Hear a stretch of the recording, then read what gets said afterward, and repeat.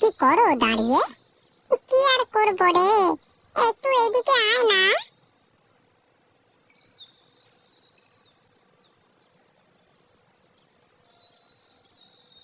বলো দাদা, কি বলবে? আমার আবার অনেক কাজ। তোর তো শুধু কাজ আর কাজ।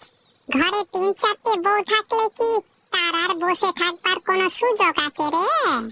এখন কাজের কথা কও দাদা। একলা মানুষ, এত কাজ করতে গিয়ে হিমশিম খেয়ে যাচ্ছি। দেখ তো, জমিতে এই কাজগুলো এমন হচ্ছে কেন? ওষুধ পানি তো ঠিকই দিচ্ছি। তোমাকে তো বললাম সেদিন জমিতে একটা সেচ দিয়ে দাও, শুনলে না তো আমার কথা। তোর কথা না শুনে ভুলই করেছি রে। এখন তুই বল কি করব? জমিতে এখনো পানির অভাব। আগে সেচ দিয়ে তারপর কিছুটা সার মাটি দিয়ে দাও, দেখবে গাছগুলো তরতর করে দাঁড়িয়ে যাবে।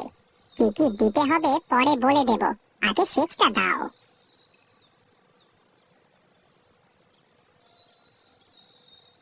আর যাই হোক, বেটা চাষটা বোঝে, কিন্তু কাজের কাজ মনে হয় বোঝে না।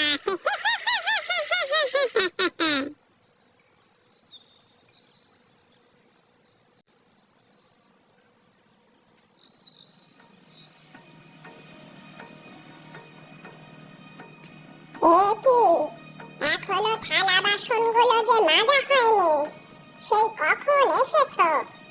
মা, আমিও তো মানুষ, বসে নেই তো আমি। ও মা, ও মা, ও মা, আবার আমার মুখে মুখে তর্ক করা হচ্ছে। বলি শোনো মেজো বৌমা, এটা তোমার বাপের বাড়ি না যে মুখে যা আসবে তাই বলে দেবে। আমি জানি এটা আমার বাপের বাড়ি না। আগে তো শুনেছিলাম স্বামীর সংসার করতে হবে, এখন দেখছি স্বামীর সংসার তো না, শাশুড়ির সাথে সংসার করা লাগছে। হয়েছে হয়েছে, এবার থালা বাটিগুলো ধুয়ে এই কাপড়গুলো কেচে দিও, আমি গেলাম।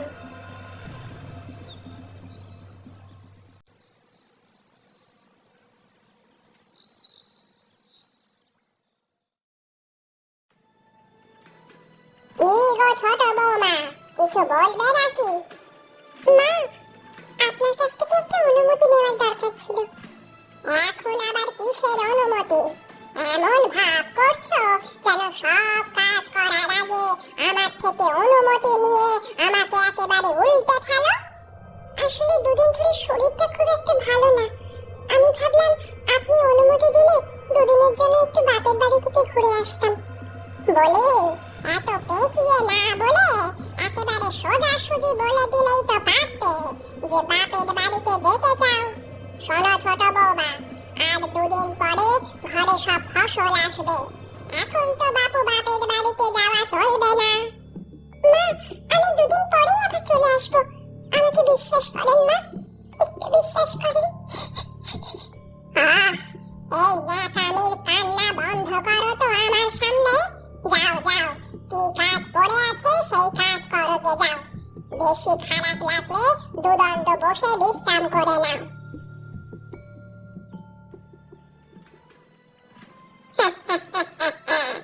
মনে করেছে আমি আর চালাকি ধরতে পারবো না? আমার হাত থেকে বেঁচে যাওয়া এত সহজ নয়।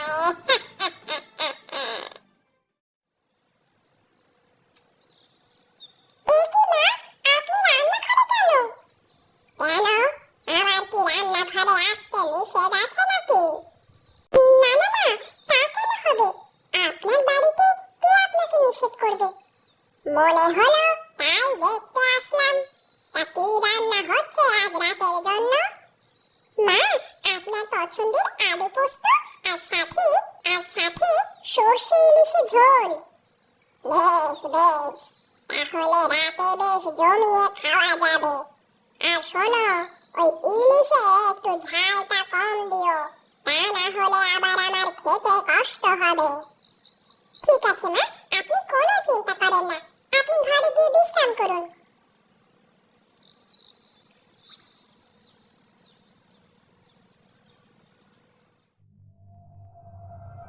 এই রাক্ষসী বুড়িটা রান্নাঘরে কেন এসেছিল বলতো? কি আর করতে আসে বলে তোর মনে হয়? বুঝিস না, যার যা কাজ সেই সে কাজ করে বেড়ায়। তাও তো তুমি একটু ভালোই থাকো, তোমার শুধু রান্না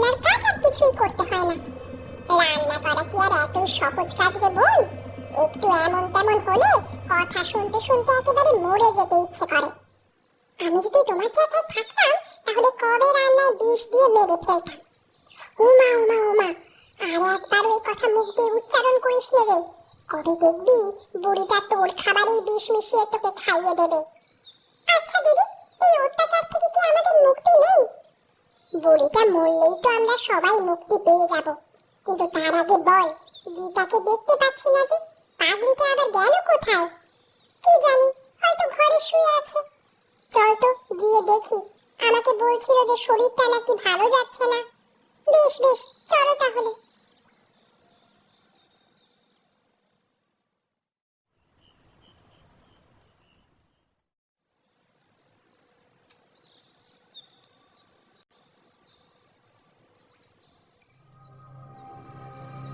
কত করে বলি, কাজ বাজ করার সময় একটু সাবধান হয়ে কাজ করবে।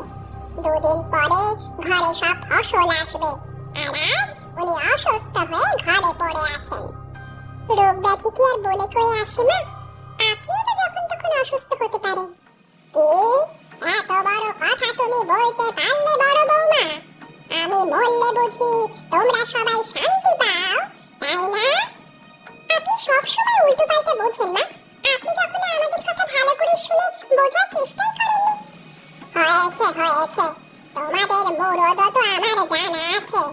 ঘরে তিনটে বউ, বলি একটা নাতি নাতনির মুখ তো দেখাতে পারলে না।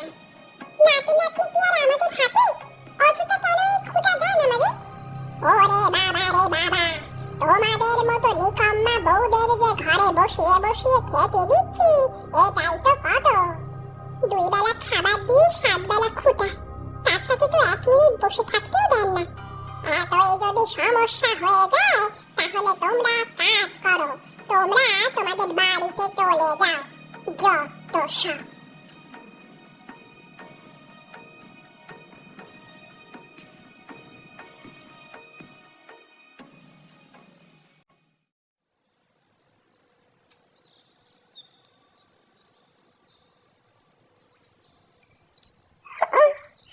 আমি আর পাচ্ছি না দিদি, এখানে তো চারপাশে কোনো কিছু দেখতেও পাচ্ছি না রে বোন।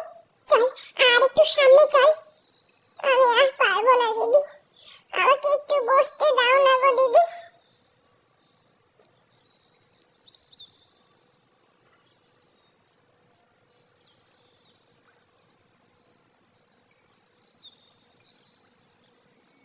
এখন কি করবো গো দিদি? এভাবে ওকে ফেলে রাখলে তো মরে যাবে। না না, এই কথা মুখে আনিস না, কিচ্ছু হবে না গীতা, আমি ওকে সারিয়ে তুলবো।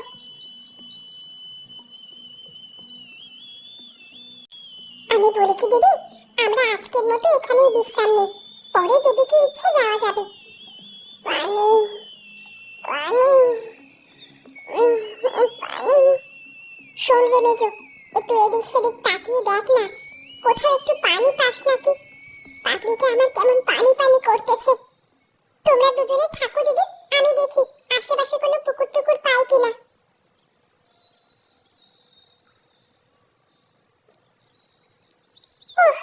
এতটা দূরে চলে আসলাম, কিন্তু কোথাও তো একটু পানি দেখলাম না। একটা পুকুরও নেই কোথাও।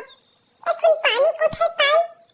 এই তো, এই যে পেয়েছি, এই পানিটুকুই নিয়ে যাই, এতে করে যদি ওর একটুও তেষ্টা মেটে।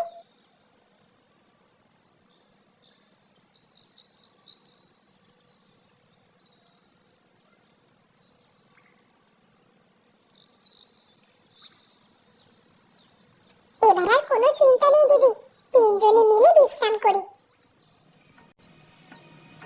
বলি, এখন এইসব কাজ আমার কে করে দেবে? এত কষ্ট করে মাঠ থেকে ফসল নিয়ে এসে কি এখন এগুলো নষ্ট করে ফেলবো? আমার কি দোষ বল? আমি কি এসব কাজ করতে পারি নাকি এখন? বলি, তোমার জন্যই তো বউয়েরা বাড়ি ছেড়ে চলে গেছে, না জানি কোথায় আছে, কি করছে ওরা। কেন, দরদ কি উতলিয়ে পড়ছে নাকি? যদি এতই দরদ হয় তাহলে যা না, দিয়ে খুঁজে নিয়ে আয়। মাঝে মধ্যে আমার ভাবতে লজ্জা হয়, তুমি আমার মা। এত বড় কথা, এ কথা তুই বলতে পারলি বাবা আমাকে? কেন বলবো না বলো? তোমার কথা মতো একটা না তিনটে বিয়ে করলাম। আচ্ছা, সন্তান হওয়া না হওয়া কি আমাদের হাতে? বাদ দে ওসব কথা।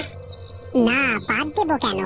তুমি দিনের পর দিন ওদের 3 বউয়ের সাথে খারাপ ব্যবহার করেছো, না খাইয়ে রেখেছো, কাজের উপর কাজ দিয়ে তামাশা করেছো। কি করবো বল, আমার এত বড় বাড়িতে একটাও নাতিপুতি নেই, আমারই কি ভালো লাগে নাকি বল? অত কিছু বুঝি না মা, আমি চললাম। যেখান থেকে পারি আমি ওদের খুঁজে নিয়ে আসবো।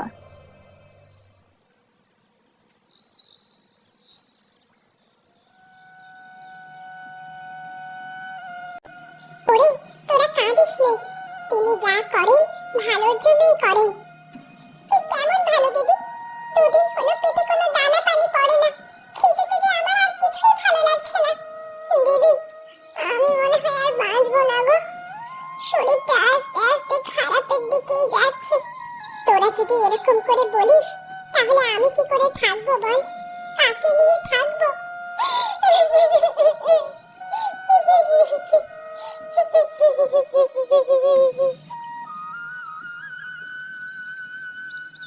তোমরা কারা?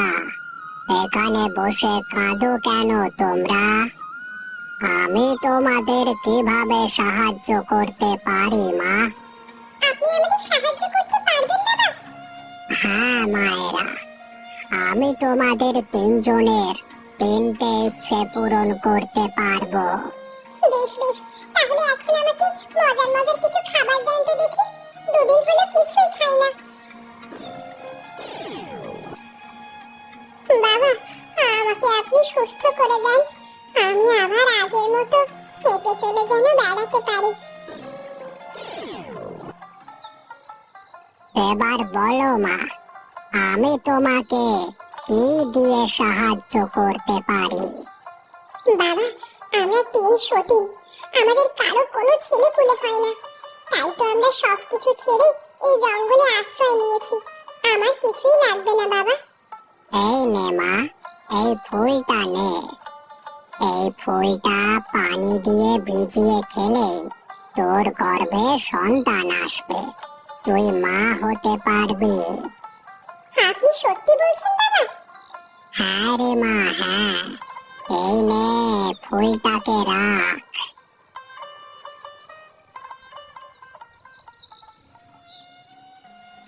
আমি না বুঝে তোমাদের উপর অনেক অত্যাচার করেছি মা, তোমরা আমাকে ক্ষমা করে দাও। আপনি গুরুজন, আপনি তো বলতেই পারেন, আমরা কিছু মনে রাখিনি মা।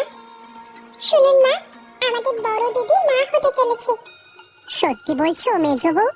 আমি বাবা হব? হ্যাঁ গো, এক তান্ত্রিক বাবার আশীর্বাদে বড়দি সন্তান লাভ করেছে।